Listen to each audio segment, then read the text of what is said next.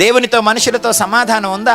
Intolerance ఎక్కువైపోయిందండి. ఇప్పుడు చిన్న మాటకే మూతులు ముడుచుకుంటున్నారు. చిన్న మాటకే నేను చస్తానంటున్నారు. చిన్న మాటకే ఏయ్ నువ్వెవడెవరా, నువ్వెంత, నేను నీ దగ్గర ఉండను, నేను వెళ్ళిపోతా.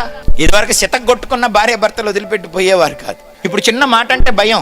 రమ్మంటానికి అమ్మోళ్ళు రెడీగా ఉన్నారు, పోవటానికి వీళ్ళు కూడా రెడీగా ఉన్నారు. బుట్టలు తద్దుకొని ఓర్పు కలిగి ఉండాలి, ఆశ నిగ్రహం కలిగి ఉండాలి, సహనం సమాధానం కలిగి ఉండాలి, ప్రేమ కలిగి ఉండాలి. అన్నీ బాగుంటే కవితలు చెప్పటం కాదు, ఏమీ బాగలేనప్పుడు కూడా అదే ప్రేమను చూపించగలగాలి.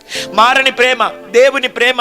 పెళ్లి కాక ముందున్న ప్రేమ పెళ్ళైనాక ఉండదు, పెళ్ళైన తర్వాత ముందు 3 నెలలున్న ప్రేమ తర్వాత ఉండదు. అందుకే గొడవలు, విడిపోవటాలు, కొట్టుకోవటాలు, తన్నుకోవటాలు, తిట్టుకోవటాలు. ఎందుకు ఇవన్నీ వస్తున్నాయి? ఎందుకు అవమానం జరుగుతోంది? పెళ్లి చేసిన వాళ్ళకి, పెళ్లి చేసుకున్న వాళ్ళకి మాట వినకపోవడం, ప్రేమను కోల్పోవడం, సహనం కోల్పోవడం.